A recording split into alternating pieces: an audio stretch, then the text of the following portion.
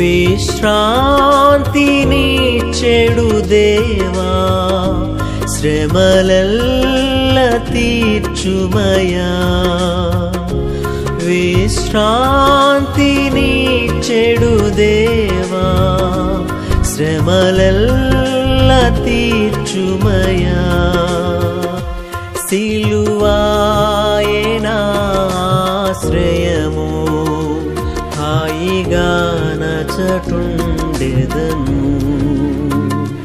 సిలువాయే నా ఆశ్రయము హాయిగా నచటుండెదను నీ పాద సన్నిధికి దేవునికి చేయు ప్రార్థన యందు నాతో కలిసి పోరాడవలని మన ప్రభువైన యేసు క్రీస్తును బట్టి ఆత్మమైన ప్రేమను బట్టి మిమ్మల్ని బతిమాలుకొచ్చున్నాను. సమాధానకర్తయగు దేవుడు మీ అందరికి తోడైయుండును గాక. ஆமென். ஆமென். இங்கே நம்ம பார்க்கிறோம், நீங்கள் தேவனை நோக்கி செய்யும் ஜெபங்களில் நான் போராடுவது போல. அப்படி என்றால் ஜெபம் என்று சொன்னால் அது ஒரு போராட்டம். ஜெபம் என்று சொல்வது அது ஒரு யுத்த களம். ஜெபம் என்று சொல்வது ஒரு ஸ்பிரிச்சுவல் வார்ஃபேர், ఆవికురియ యుద్ధం என்பதை நாம் నిனைవిల్ కొల్ల வேண்டும். ప్రార్థన అంటే పోరాటం. ప్రార్థన ద్వారా విజయాన్ని పొందుకోవడం కోసం మనం దేవునితో కలిసి ఆయన ఇచ్చినటువంటి గొప్ప సమయాన్ని ప్రార్థనలో మనం గడుపుట ద్వారా విజయాన్ని పొందుకోగలం. యుద్ధంతో సమానం ప్రార్థన. హల్లెలూయా హల్లెలూయా. జబోన ఎన్న ప్రార్థన అంటే పోరాటం, స్పిరిచువల్ వార్ఫేర్, ఆత్మీయ యుద్ధం అన్నమాట.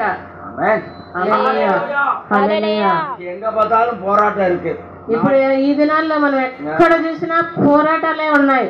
నాటుకు నాడు పోరాటం, దేశానికి దేశం, రాజ్యానికి రాజ్యం మీద యుద్ధం జరుగుతుంది. వీటికి వీడవే పోరాటం నడుస్తుంది. ఇంట్లో కుటుంబంలో ఒకరికి ఒకరికి మధ్యన పోరాటాలు జరుగుతున్నాయి. ఒరే కుటుంబத்திலே పోరాటం இருக்கு. ఒక్క కుటుంబంలో కూడా పోరాటాలు ఉన్నాయి. அப்பா மகன், மகன் அப்பா, மாமியார் மருமகள் எல்லாருக்குள்ளயும் போராட்டம் தான். அதனால பிரியமானவர்களே, இந்த போராட்டத்தை ஜெயிக்க தேவனுடைய பிள்ளைங்க, கர்த்தருடைய பிள்ளைங்க, ஆண்டவராய் இயேசு கிறிஸ்துவின் ரத்தத்தினால கழுவப்பட்டவங்களுக்கு தெரியணும் இந்த போராட்டத்தை எப்படி ஜெயிக்கணும்னா நம்ம ஆவிக்குரிய போராட்டம், ஆவிக்குரிய யுத்தம் செய்யணும்.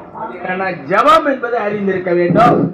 ప్రార్థన అంటే పోరాటం. మరి పోరాటము కుటుంబీకులో కుమారుడు, కుమార్తె, కోడలు ఇలా అందరికీ పోరాటంతో పాటు ఆత్మీయ యుద్ధంలో మనం ఎలా గెలవాలి అంటే ప్రార్థన ద్వారా అని ప్రతి ఒక్కరూ తెలుసుకొని మనము ముందుకు కొనసాగాలి. நீங்கள் என்னோடே கூட போராட வேண்டும் என்று நம்முடைய கர்த்தராகிய இயேசு கிறிஸ்து நிமித்தம் ஆவியானவருடைய அன்பின் நிமித்தமும் உங்களை வேண்டிக் கொள்கிறேன். మీరు నాతో కలిసి ప్రార్థిస్తూ పోరాడవలనని ఆత్మీయంగా మిమ్మల్ని ప్రేమతో బతిమాలుకున్నాను అంటున్నాను. இப்போ பார்த்தீங்கன்னா நாட்டுக்கு நாடு போராட்டம்னா என்ன செய்வாங்க? பீரங்கி ரெடி பண்ணுவாங்க, கன் எல்லாம் ரெடி பண்ணுவாங்க, ஸ்பாட்டை ரெடி பண்ணுவாங்க, சோல்ஜர்ஸை ரெடி பண்ணுவாங்க, குதிரையை ரெடி பண்ணுவாங்க, யானையை ரெடி பண்ணுவாங்க. எல்லாம் ரெடினா அந்த தேசம் யுத்தத்துக்கு ரெடி. దేశానికి దేశానికి మధ్య యుద్ధం అంటే ఈ దినాల్లో మరి పిరంగులు, అలాగే సైనికులతో పాటు ఏనుగులు, మరి రథాలు, ఇలా యుద్ధానికి కావలసినవన్నీ సిద్ధపరచుకుంటారు. హల్లెలూయా. అయితే ఆత్మీయ యుద్ధానికి కావలసిన మరి మనం ఏమేమి సిద్ధపరచుకోవాలో తెలుసుకుందాం. వాటన్నిటిని గూర్చి ఆత్మీయ యుద్ధానికి కావలసిన ఆయుధాలను గురించి అపోస్తలుడైన పౌలు చెబుతున్నాడు. ఎఫెసీయులకు రాసిన పత్రిక 3వ అధ్యాయం 15వ వాక్యంలో ఈ రీతిగా రాస్తున్నాడు. మీరు అంతరంగ పురుషుని యందు శక్తి కలిగి ఆయన ఆత్మ వలన బలపరచబడినట్లుగాను, క్రీస్తు మీ హృదయములలో విశ్వాసము ద్వారా నివసించినట్లుగాను తన మహిమైశ్వర్యం చొప్పున మీకు దయ చేయవలననియు, మీరు దేవుని సంపూర్ణత యందు పూర్ణులగునట్లుగా ప్రేమ యందు వేరుపారి స్థిరపడి సమస్త పరిశుద్ధులతో కూడా దాని వెడల్పు, పొడుగు, లోతు, ఎత్తు ఎంతో గ్రహించుకొనుటకును జ్ఞానములకు మించిన క్రీస్తు ప్రేమను తెలుసుకొనుటకు తగిన శక్తి గలవారు కావాలని ప్రార్థిస్తున్నాను. ఆమేన్. ఇదిగే பாருங்க 3ஆம் அதிகாரம் 15ல சொல்றாரு, நம்முடைய கர்த்தராகிய இயேசு கிறிஸ்துவின் பிதாவை நோக்கி முழங்கால் படியிட்டு. அப்ப ஃபர்ஸ்ட் இந்த பிரார்த்தனாவில் நமக்கு தேவையான ஆயுதம் என்னன்னு கேட்டீங்கன்னா இந்த முழங்கால் యుద్ధం.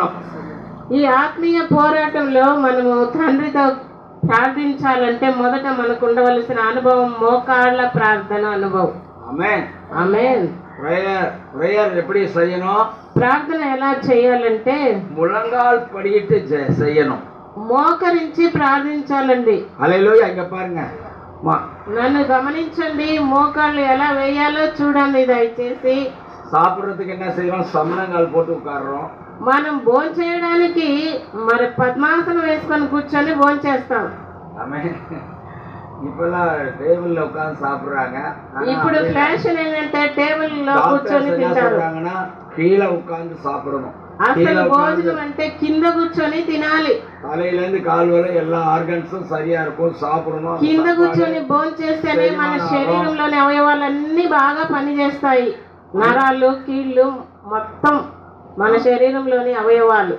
ஒரு ஆளு கீழே உட்கார்ந்து சாப்பிடுறான்னா கடைசி வரைக்கும் அவன் கண்டிஷன் கரெக்டா இருக்குன்னு அர்த்தம். ஆமென். அவனால கீழே உட்கார்ந்து சமணங்கால் போட்டு சாப்பிட முடியலன்னா அவனுக்கு టైం முடிஞ்சுக்கிட்டே இருக்குன்னு అర్థం. அவன் நேரம் ఒక వ్యక్తి కింద కూర్చొని మంచిగా భోంచేయట్లేదు ఆ వ్యక్తి అంటే అతడు త్వరగా గతించిపోతాడు అని అర్థం.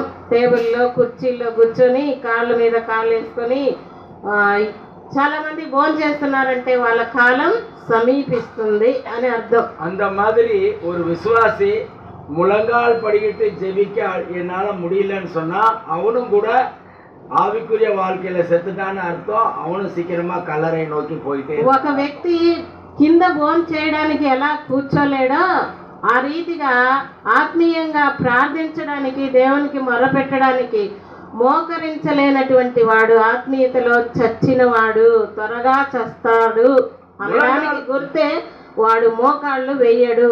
స్త్రీ కావచ్చు, పురుషుడు కావచ్చు, మోకరించక ప్రార్థించే వాళ్ళు వాళ్ళ ఆత్మీయ స్థితిలో చచ్చిన వారని జ్ఞాపకం పెట్టుకోవాలి. ఆమేన్. హల్లెలూయా.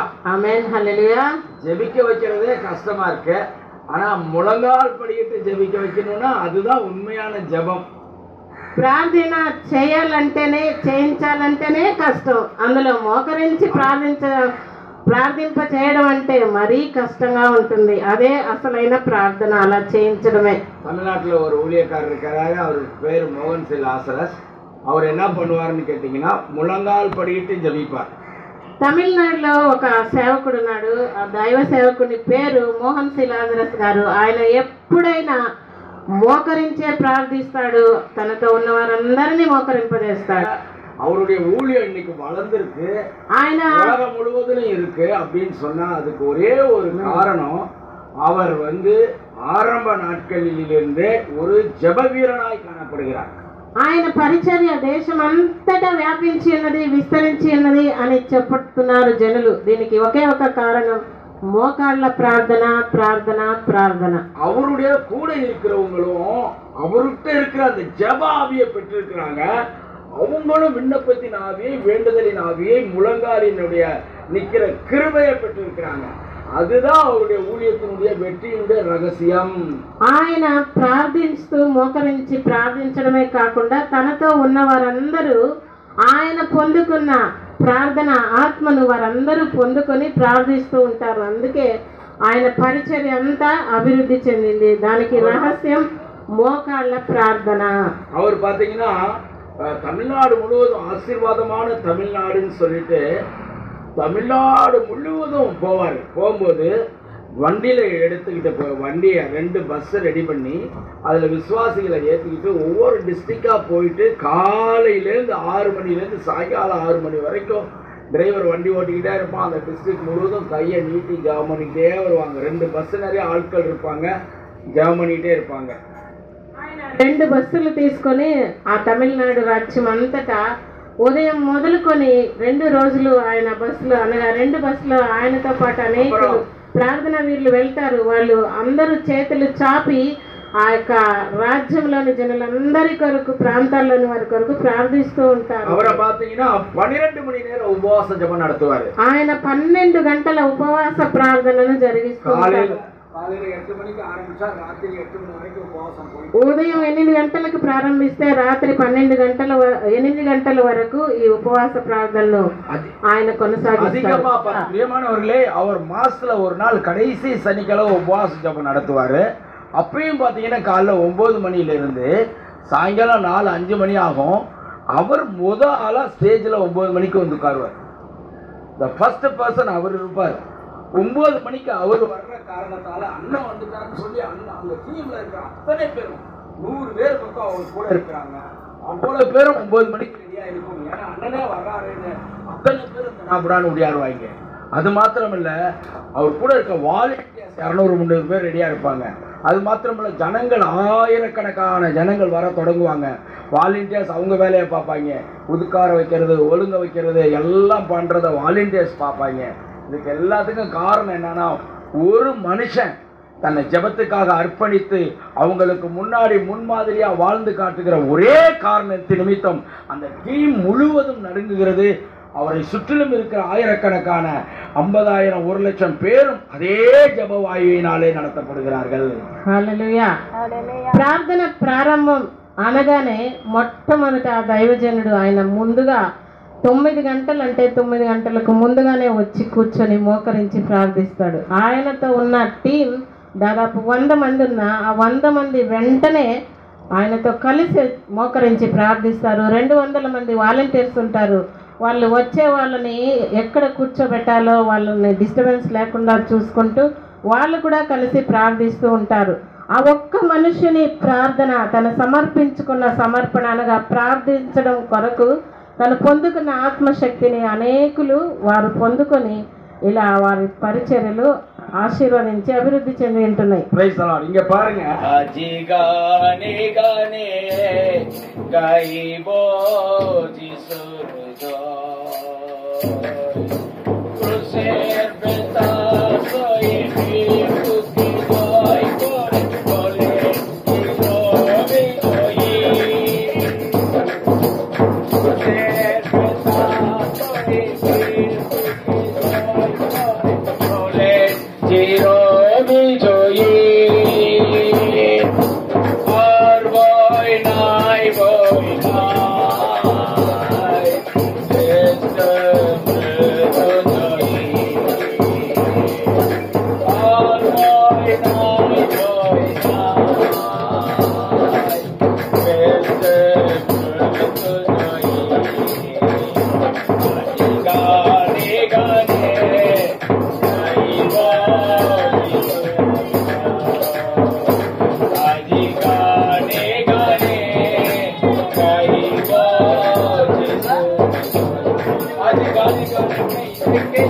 Today I will sing the glory of God. Hallelujah.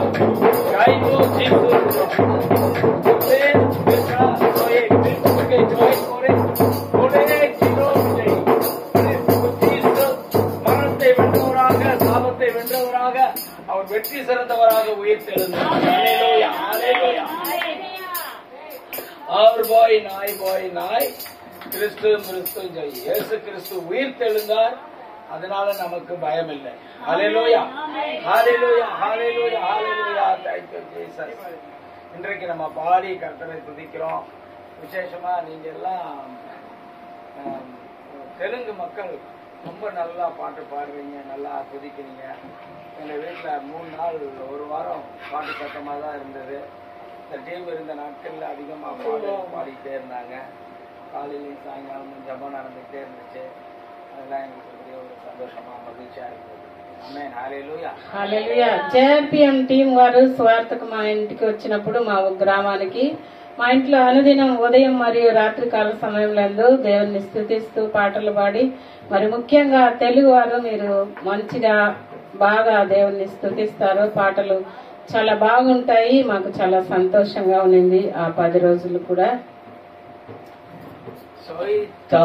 নিশ্চিত বেবেছিল এই বুঝি ফুরিয়ে গেল। শয়তান নিশ্চিত ভেবেছিল এই বুঝি ফুরিয়ে গেল। না না না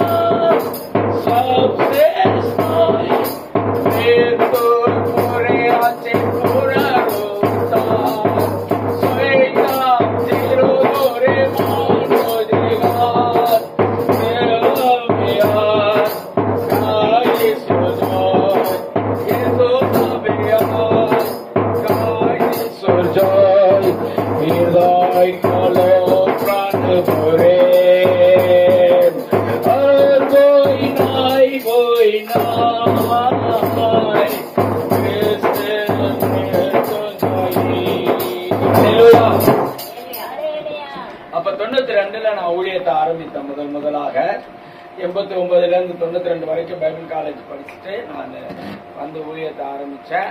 அப்ப முதலாவது நான் வந்து தமிழ்நாட்டுல ஒரு சின்ன வீட்டுல, ஒரு கூரை வீட்டுல ஊழியத்தை ஆரம்பிச்சேன். அந்த வீட்டுக்கு வாடகை 50 ரூபா வாடகை.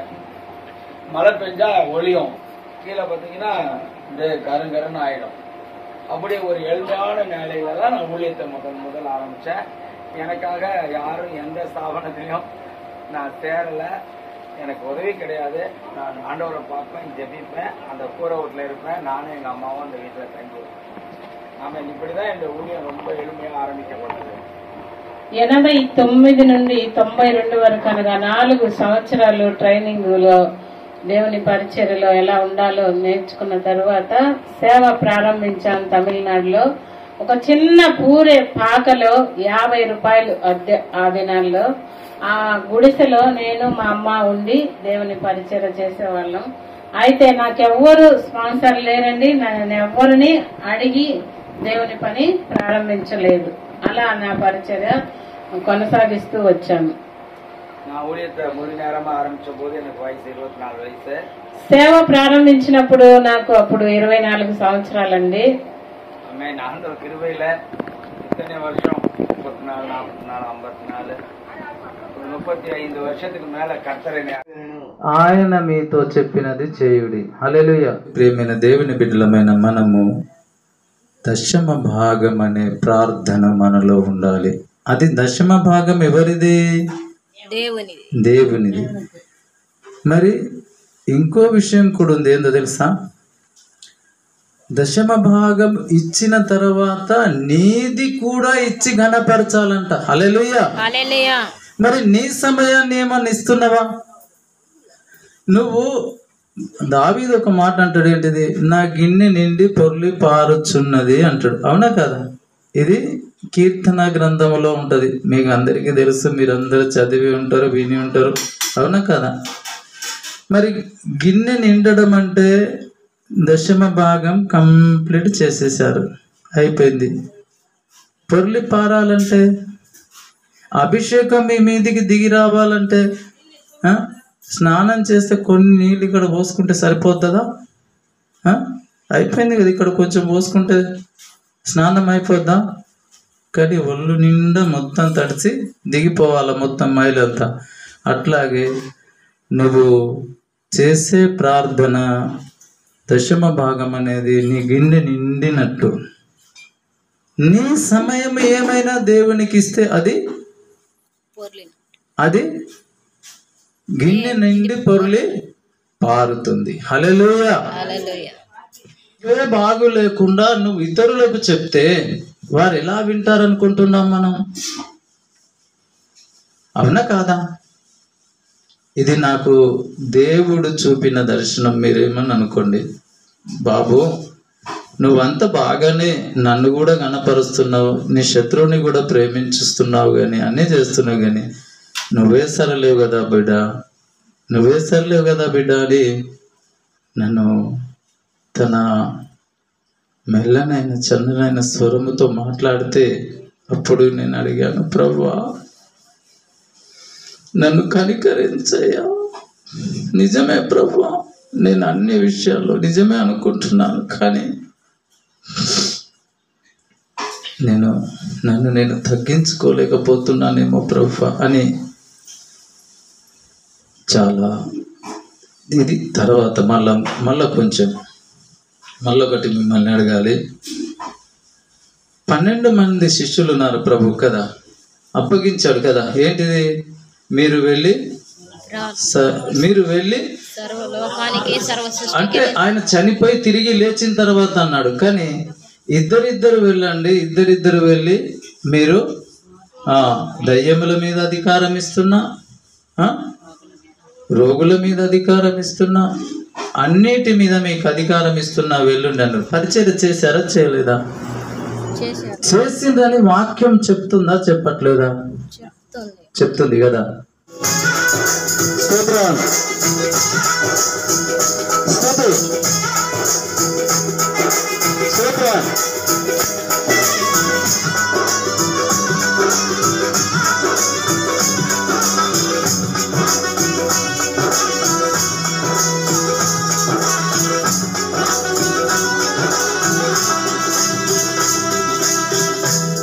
నీ సన్నిధానములో సంపూర్ణ సంతోషం, ఆరాధించుకునే విలువైన అవకాశం. ఈ సన్నిధానములో సంపూర్ణ సంతోషం, ఆరాధించుకునే విలువైన అవకాశం. కోరినావన్నీ నాకు ఇచ్చుటకును, పాదాల నుండి బ్రతికించుటకును. కోరినావన్నీ నాకు ఇచ్చుటకును, పాదాల నుండి బ్రతికించుటకును. నీవే రాకపోతే నేనేమైపోదును, నీవే రాకపోతే నేనేమైపోదును. నేనుండాలేనయ్యా, నీ బ్రతకాలేనయ్యా, నేనుండాలేనయ్యా, నీ బ్రతకాలేనయ్యా. నీవే లేకుండా నేనుండాలేనయ్యా, నీ తోడు లేకుండా నీ బ్రతకాలేనయ్యా. నీవే లేకుండా பைபிள் படிச்சாதான் ஆண்டவர் பேசுவார். వాక్యం పరిశుద్ధ గ్రంథం చదివితేనే దేవుడు మనందరితో మాట్లాడతాడండి. 1 மணி நேரம் இரவு 12 1 மணி நேரம் ஜபிப்பேன். 1 மணி வரைக்கும் ஜாமக்காரன் ஜபம் பண்ணுவேன்.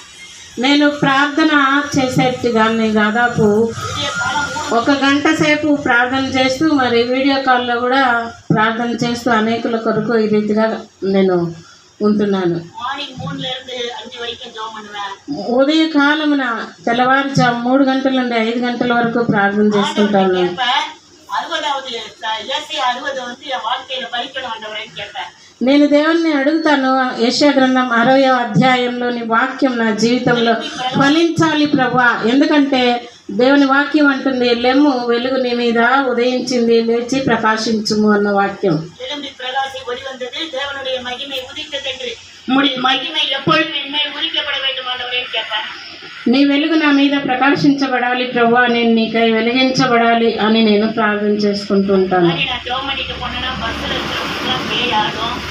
నేను ఎక్కడికైతే వెళ్తానో అక్కడల్లా అపవిత్రాత్మలు నా ఎదురు పడతాయి, అవి కనపడుతుంటాయి. ஆவியில போறதுனால பஸ்ஸில் இருக்கிற பொம்பளை எல்லாம் பேய் ஆடுவா, பிசாசு ஆடிக்கிட்டே தான் கிடக்கும். அன்னைக்கு ஒரு நாள் என்னை கூப்பிட்டு சொன்னார், அம்மா நீங்க இனிமே இந்த பஸ்ஸில் வராதீங்க, உங்களுக்கு உங்க வீட்டில் கார் வாங்கிட்டா சரி, காரில் வந்துருக்காம்பாரு. కండక్టర్ భయపడిపోయాడు. నేను వెళ్ళే ప్రతి బస్సులను సైతాన్లు ఆడుతూ అవి ఎంతో ఇబ్బంది కలిగజేసాయి. అందుకే కండక్టర్ అన్నాడు, అమ్మా దయచేసి నువ్వు రేపటి నుండి బస్సుల్లో రావద్దు, మీ ఇంట్లో వాళ్ళకి చెప్పి నువ్వు కారు తీసుకొని కారులో నీ యొక్క పనికి నువ్వు వెళ్ళమ్మా ఆ జాబ్కి అని చెప్పేవాడు. பாசேவுக்கு பைக்கு காரெல்லாம் ரெட்டிப்பான ஆசீர்வாதத்தை கொடுத்தார். దేవుడు సేవకులకు అనగా పాషమ్మ గారి భర్తకు కారు బైక్ ఇవన్నీ ఇచ్చారు. ஒரு கணவரா கொடுத்ததே அது ஆண்டவருடைய கிருபை. ஏன்னா நானே பைத்தியம், இந்த உலகத்தில் எதுக்காக வாழணும், யார் சொந்த பந்தம் இருக்காங்கன்னு நான் ரொம்ப என்னையே நான் அர்ப்பணித்து வெறுத்து இருக்கிற காலத்தில் ஆண்டவர் பாஸ்டராவும் பாஸ்டமாவையும் எனக்கு நல்ல ஒரு சொந்தமாக கொடுத்தார். దేవుడు నాకు సేవకుడిని ఇవ్వడం నాకు చాలా సంతోషం. మరి ముఖ్యంగా ఇక్కడ ఉన్నటువంటి మడమనూరులోని ప్రాంతంలోని సేవకురాలను ఇవ్వడం నాకు ఎంతో సంతోషంగా ఉంది. నా జీవితంలో పాస్టర్ గారిని ఇవ్వడం నాకు ఒక గొప్ప వరంగా ఉన్నది. మా పాస్టర్ గారు నాకు వైద్యం అనగా పిచ్చిదానగా ఉన్న నన్ను ప్రేమించి నాతో ఆయన జీవితాన్ని పంచుకున్నాడు. அந்த வெள்ளி செவ்வாயில கொஞ்சம் ஆட்டம் காட்டி பார்ப்போம், அமாவாசை பருவத்தில் வந்து ஆட்டம் காட்டி பார்ப்போம். ஆனால் நான் சொல்லுவேன், அதனுடைய தலையை என்னுடைய காலின் கீழே வைத்து மிதியும் ஆண்டவரேன்னு கேட்பேன். அவ்வளோதான். அன்னைக்கெல்லாம் அப்புறம் எனக்கு அந்த பைத்தியம் வரவே வராது. அப்படிதான் பாஸ்டர் పైత్యతోడ ఎత్తుకొండారు. పిచ్చిదానిగా ఉన్న నన్నే తన జీవితంలోనికి పాస్టర్ గారు నన్ను స్వీకరించారు. అమావాస్య వస్తే నా జీవితంలో సాతాను క్రియలు కనబడుతుండేవి. అయ్యా వాటిని కాళ్ళ క్రింద చితక దొక్కు ప్రభువా అని నేను ప్రార్థన చేసుకుంటూ వచ్చేదాన్ని. ஒரு நாள் கூட அவர் என்னை பார்த்து முறுமுறுத்தது கிடையாது. ఒక్కరోజు కూడా సేవకుడు అనగా అమ్మగారి భర్త ఏనాడు కోప్పడలేదండి. ஆனா எது இருந்தாலும் நானும் அவரோட இது வரைக்கும் சண்டை செஞ்சதும் கிடையாது, சண்டையும் செய்ய மாட்டேன், கேட்க மாட்டேன், எதுவுமே கேட்க மாட்டேன். ఏనాడు గొడవ పడలేదు. మేమిద్దరం కూడా కలిసి ప్రభు పనులు కొనసాగుతున్నాం. ஆண்டவர் என்னை தெரிந்து கொண்டதுனால இந்த மல்கியா தீர்க்க தரிசனம் பைத்தியமா இருந்தாலும் இந்த பைபிள் ஃபுல்லா படிப்பதற்கான கிருபை எனக்கு கட்டளையிட்டதுனால மல்கியா தீர்க்க தரிசனத்தில் சொல்லப்பட்ட அத்தனை வசனங்களையும் படித்து தசாமாக காணிக்கன என்ன ஆண்டவர்கிட்ட பொறுப்பு ஆணையிட்டுக்குவேன். ஆண்டவரிடம் பொருத்தனை பண்ணுவேன். ஆண்டவருடைய கரத்தை பிடித்து கொண்டு கேட்பேன், என்னை ரெட்டிப்பான ஆசீர்வாதத்தில் நடத்தும் ஆண்டவரே, நான் எல்லாமே ரெட்டிப்பா தர்றேன்னு சொல்லி ரெட்டிப்பான தசமபாகம் கொடுக்க எனக்கு ஆண்டவர் கிருபை கொடுத்தார். தசமபாகம்னா கரெக்டாக எல்லா பணத்தையும் பாசியாக நான் என் சம்பளம் வரத்துக்குள்ளே எனக்கு ஏடிஎம் கார்டெல்லாம் எப்படி இருக்குன்னு தெரியாது.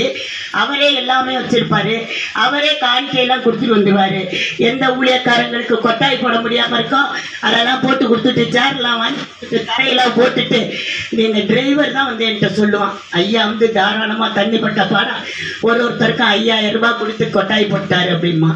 சரி போட்டு போறாரு, ஆண்டவர் தானே செய்கிறாரு, ஆண்டவர் இதை போல 1000 மடங்கு தருவார் என்று நான் அடிக்கடி சொல்லுவேன்.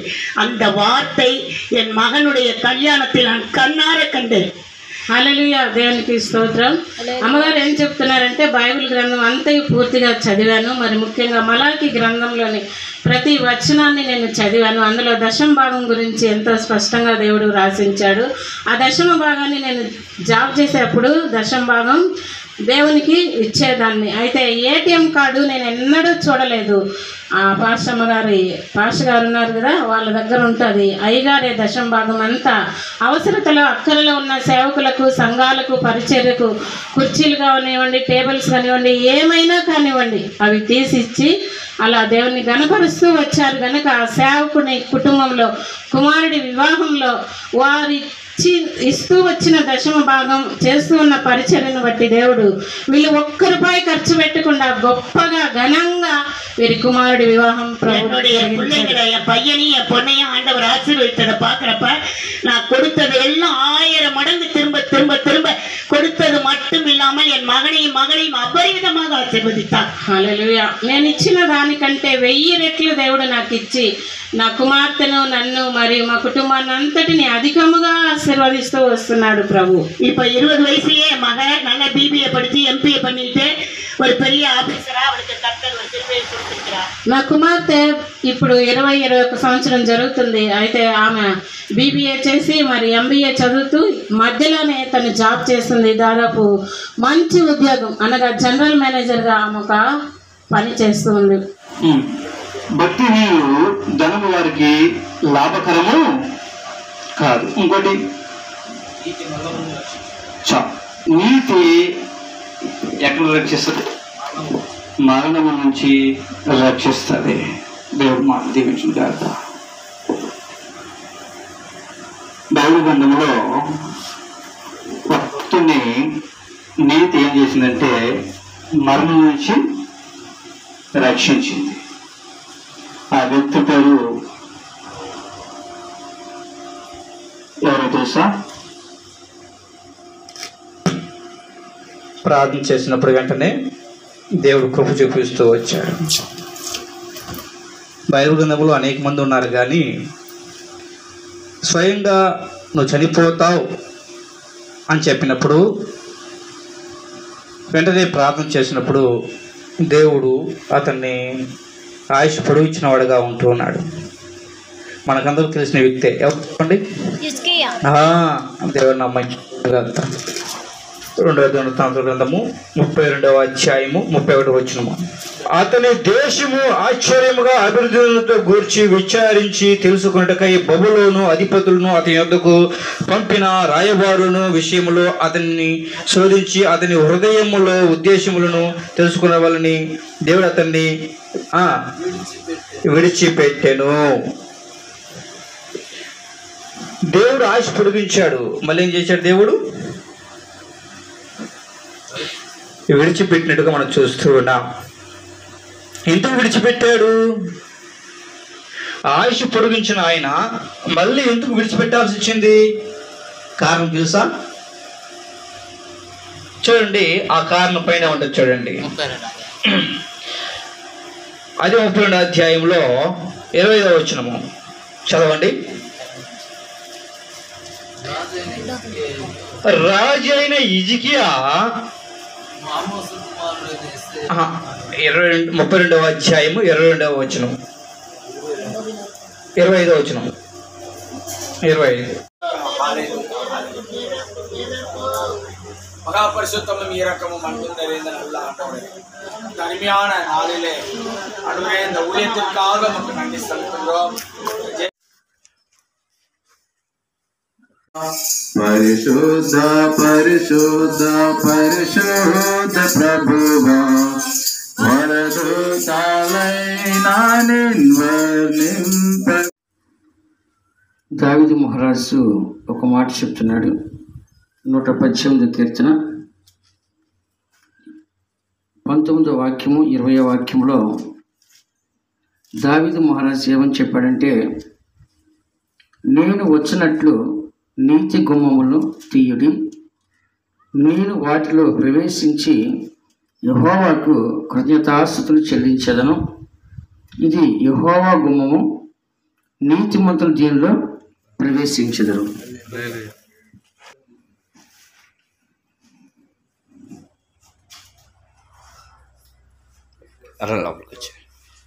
పరిశుద్ధ ప్రభు కంటిన్యూ చేయండి. పరిశుద్ధ పరిశుద్ధ పరిశుద్ధ ప్రభువా, వరదూతలైన నిన్వర్ణింపగలన. పరిశుద్ధ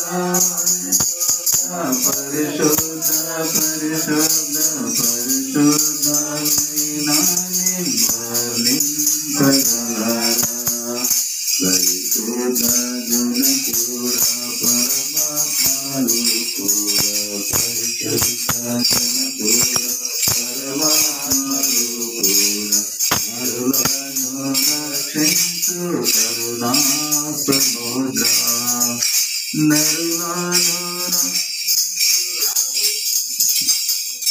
నీతిమంతుల గృహంలో ప్రవేశిస్తుంది. చదివించే రీతిగా అనేకులు తండ్రి వీళ్ళ తండ్రి ఈ యొక్క గృహాన్ని నడిపించి నా తండ్రి ఇక్కడ తండ్రి నీ యొక్క మాటలని, నీ యొక్క పాటలని, నీ యొక్క వాక్యాన్ని నిర్మించగలిగిన దయచేయాలని ప్రార్థన చేసిన ఆశయాలకు సంబంధించి నా తండ్రి పని చేస్తున్న ప్రతి బిడ్డని ప్రతి కుటుంబాన్ని దీవించి ఆశీర్వదించిన ఆయన వచ్చిన దాసులను దీవించి ఆశీర్వదించండి. ఆ ప్రభావ నా తండ్రి ఈ కార్యక్రమంలో మీరు ముందు నడిపించడం ప్రార్థన చేస్తూ నా తండ్రి అపాశక్తి చేసిన ద్వారా ప్రార్థన చేస్తూ ఆపాదన చేయని శక్తిని ప్రతి ఒక్కరు దయచేసి కొద్దిగా తీసేసి పరిశుద్ధం ప్రార్థన చేసే నావు తండ్రి.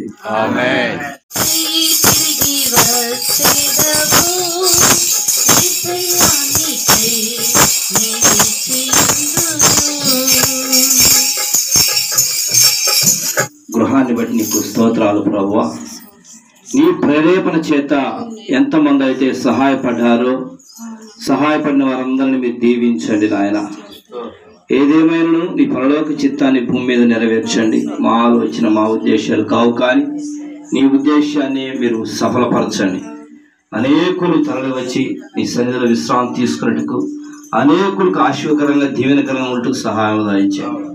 ఈ రూమ్ కొరకు కష్టపడినటువంటి వారు, ఈ రూమ్కు సహకరించిన వారు ప్రతి ఒక్కరిని పేరు పేరున మీరు దీవించి ఆశీర్వదించి వారికి 30 60 100 దీవెనలతో నింపమని మీ నామాన్ని మహిమ తెచ్చుకోమని తండ్రి కుమార పరిశుద్ధాత్మ నామములో ఈ రూముని మీకు ప్రతిష్ఠిస్తుండగా మీ నామంలో వచ్చి వారందరూ ఇందులో విశ్రాంతి తీసుకుని కృప దయచేయమని యేసు పరిశుద్ధ నామములో వచ్చున్న మా పరమ తండ్రి, ఆమేన్.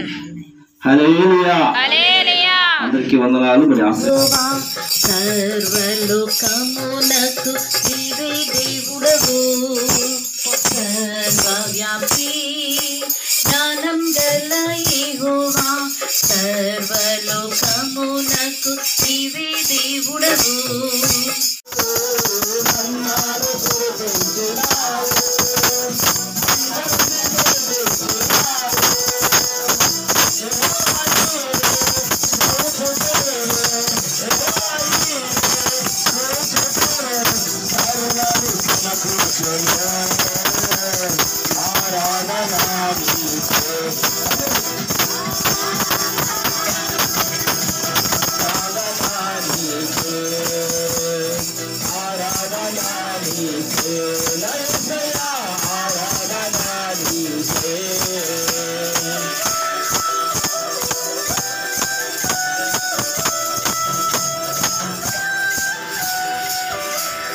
సంకల్పం చొప్పున పిలువబడిన వారికి మొట్టమొదటిగా మనము దేవుణ్ణి ఎప్పుడైతే ప్రేమించడం ప్రారంభిస్తున్నామో అప్పుడు ఆయన సంకల్పం మన మీద కనబడుతుంది.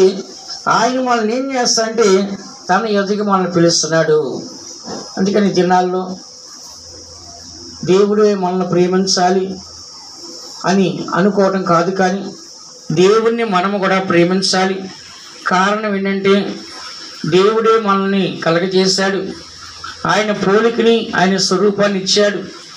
మానవుడికి భూలోకాన్ని కలగజేసి సమస్తాన్ని ఇచ్చాడు. భూలోకాన్ని ఏలుబడి చేయమని ఇచ్చున్నాడు. అయితే మానవుడు తప్పిదం చేసినప్పుడు దేవుడు మానవుని విడిచిపెట్టకుండా మానవుడికి మొట్టమొదటిగా అజ్ఞానాన్ని ఇచ్చాడు. అంటే జ్ఞానము లేనివాడిగా మానవుడు కనపడ్డాడు. కాబట్టి సాతాను మానవుడిని సులువుగా మోసం చేసింది. ఏం లేక, జ్ఞానము లేక. ఎప్పుడైతే మానవుడు మంచి చెడు తెలియనిచ్చే వృక్షాన్ని తిన్నాడో అప్పుడు మానవుడు ఏమయ్యాడంట, జ్ఞానం గలవాడిగా మారాడు. అప్పటి వరకు మంచి చెడు మానవుడికి తెలియదు. ఎప్పుడైతే ఆ పండు తిన్నాడో మంచి చెడుని తెలిసి దిగంబరులను తెలుసుకొని ఆకులు కట్టుకున్నారు. అటు తర్వాత దేవుడు వాళ్ళకి మనస్సాక్షిని ఇచ్చాడు. అయ్యో మేము తప్పు చేశామే అని తోట మధ్యలో దాక్కున్నారు. మొట్టమొదటిగా అజ్ఞాన కాలంగా ఉంది. ఆ తర్వాత మనస్సాక్షి కాలము. ఆ మనస్సు ఏది తప్పు అని చెప్తే అది తప్పు, ఏది మంచి అని చెప్తే అది మంచి. మనస్సాక్షి కాలం ఎందుకు చెప్తాను, దాంతో కూడా మొట్టమొదటిగా మానవుడు అజ్ఞాన కాలంలో దేవుని మాట వినలేదు. అక్కడ ఏదైనా తోటలో సాతాను మాట విన్నాడు. దేవునికి దూరం అయిపోయి ఏదైనా తోటలో నుంచి వెళ్ళగొట్టబడ్డాడు. రెండవదిగా మానవుడికి దేవుడు మనస్సాక్షి ఇచ్చాడు. నీ మనసు ఏది మంచిదని చెప్తే అది చెయ్యి, నువ్వు తప్పు చేయొద్దని చెప్పినాడు. మనస్సాక్షిని కూడా చంపేసి పాపం చేస్తున్నప్పుడు నోవాహు జలప్రలయం ద్వారా దేవుడు నాశనం చేశాడు. అటు తర్వాత దేవుడు వాళ్ళకి ఏం చేశాడంట, 10 ఆజ్ఞలు ఇచ్చాడు మోషే ద్వారా. 10 ఆజ్ఞలు కూడా వాళ్ళు అతిక్రమించి ఆజ్ఞలు అతిక్రమించి పాపం చేసి వాళ్ళు 20 లక్షల మంది అరణ్యంలో చనిపోయినట్లే మనం చూస్తున్నాం. అటు తర్వాత దేవుడు బలి అర్పించమని చెప్పాడు. పాపం చేసి బలి అర్పిస్తే నీ పాపం తొలగించబడుద్ది, ఇక మీద పాపం చేయొద్దంటే మానవుడు ఏం చేస్తాడు, బలి అర్పిస్తాడు, పాపం చేస్తాడు, మళ్ళీ బలి అర్పిస్తాడు, మళ్ళీ పాపం చేస్తాడు. బళ్ళు కాళ్ళు కూడా మానవుడు మంచి మార్గంలో రాలేకపోయాడు. ఆ తర్వాత దేవుడు ఏం చేశాడంట, ప్రవక్తలను ఇచ్చాడు. సైన్యములకు అధిపతికి యెహోవా. మారుమూల ప్రాంతాలకు వెళ్తున్నా చెప్పాను మీకు. ప్రతి నెల వెళ్తూ ఉంటాము. ఒక్కసారి వెళ్ళి రావాలంటేనే దాదాపు 30,000 రూపాయల ఖర్చుతో కూడుకున్న విషయం అది. ప్రతి నెల వెళ్తూ ఉంటాం. రాజస్థాన్, మహారాష్ట్ర, ఛత్తీస్గఢ్, ఒరిస్సా, వెస్ట్ బెంగాల్, ఎక్కడైతే పూర్తిగా దేవుని గురించి తెలియని ప్రాంతాలు ఉంటున్నాయో ఆ ప్రాంతాలకు వెళ్ళి స్వార్థ ప్రకటిస్తున్నాం. దీనికి అనేకులు సహకారులుగా ఉంటున్నారు.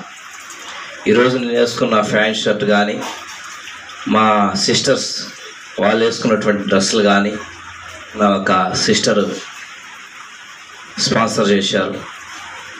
అలాగే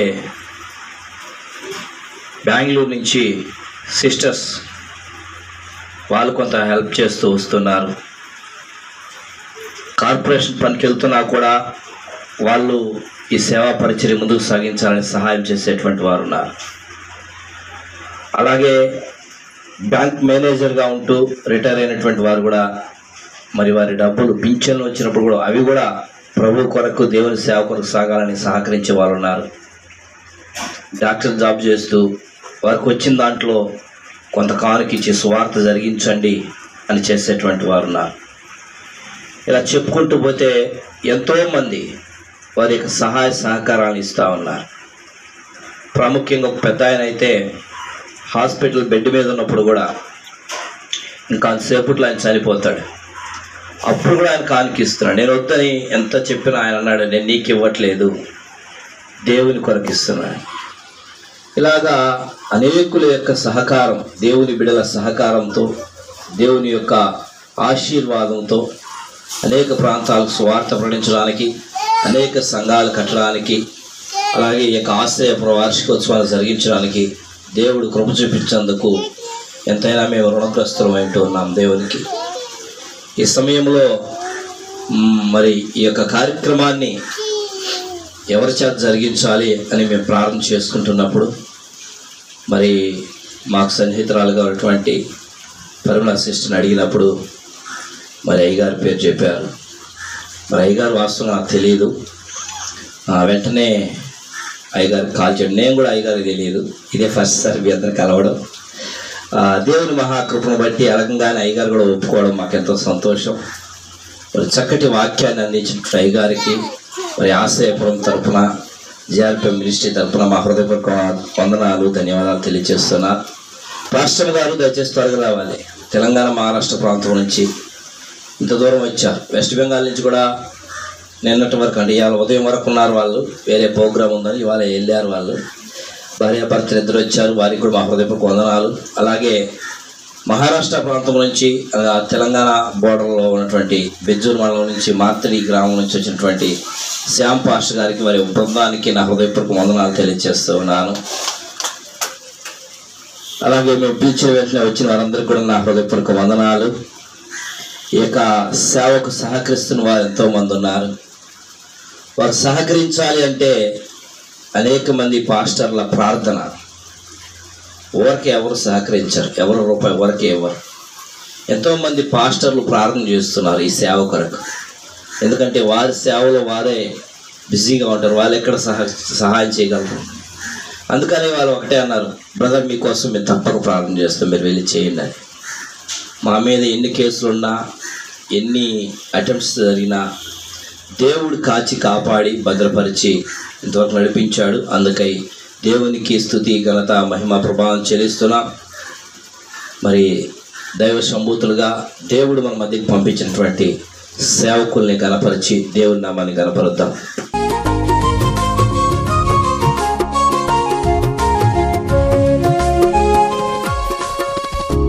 సియోను మూలరాయి అయ్యున్నవో ప్రభువా, సియోను మూలరాయి అయ్యున్నవో ప్రభువా, కలతాను చెందక నేను నీకై కనిపెట్టెదను, కలతాను చెందక నేను నీకై కనిపెట్టెదను. నీ పాద సన్నిధికి కృపామయ యేసయ్యా, నీ ప్రేమ కనుగొనుచు దేవాని వచ్చితిని, నీ ప్రేమ కనుగొనుచు దేవాని వచ్చితిని.